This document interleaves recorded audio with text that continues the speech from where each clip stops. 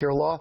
Joining us now from Washington is Congressman Adam Schiff, local kid from Congressional District 28 here in the LA area.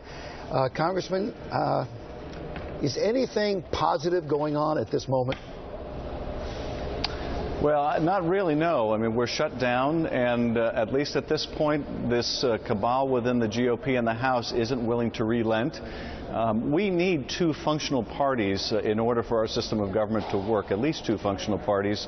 But in the House of Representatives, we don't have that at the moment. And what has been unusual about this fight is in the House, it is not so much between Democrats and Republicans as between Republicans and other Republicans.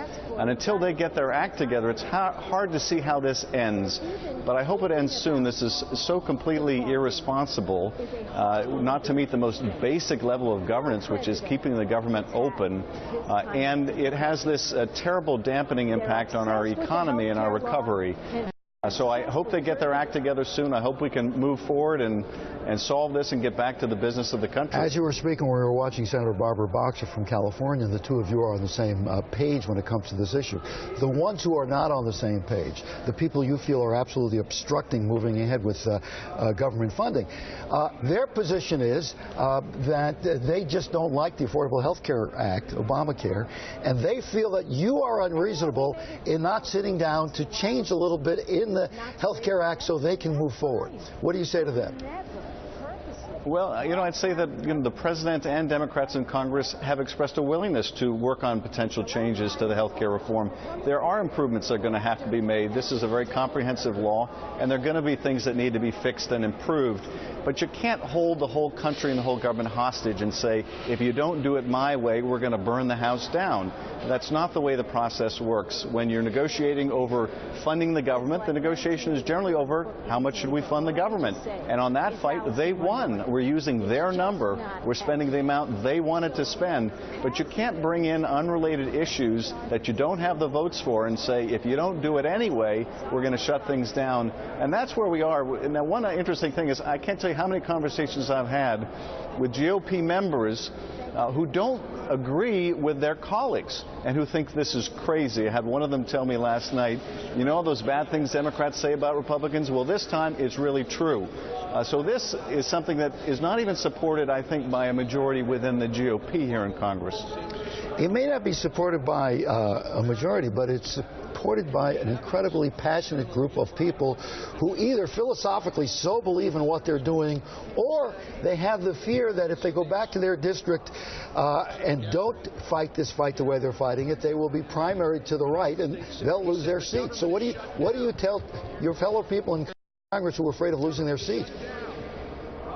Well, this is a real problem, and it's a problem with the way the political system has evolved, and in particular this explosion of outside funding that was unleashed by Citizens United. You're absolutely right. A lot of these GOP members are not worried about the Speaker. They don't mind defying the Speaker, but they're not willing to defy Grover Norquist. They're not willing to defy the Club for Growth and these other organizations that can funnel hundreds of thousands into their campaigns against them. That is a real problem. It's part of the reason we really need campaign finance reform. At the same time, the mainstream GOP, which is still in the majority, although it's not acting that way, has got to make the decision that we're going to govern, and notwithstanding this very vocal minority group within our caucus, we're going to have to do the responsible thing, and if we don't, the voters are going to make the sensible decision. If they won't govern, then we need to throw them out and put in someone who will. All right, Congressman Adam Schiff, before you go, give us a real-world sense of what's going to happen next. Do we stay in this kind of crazy, ambiguous world, or will there be some solution? There will be a solution to it, and what I could see happening, and I think this would be a gesture that might move us forward. One of the issues that the GOP has raised is a tax on medical device makers, and there may be bipartisan support for changing that. So they could say, well, if the Democrats will commit to putting up a vote on this proposal, well, then we'll send a clean resolution resolution will fund the government as long as we have a guarantee that we can get a vote on it. Now, that's no guarantee they're going to win the vote, but they can't ask for a guarantee they're going to win the vote.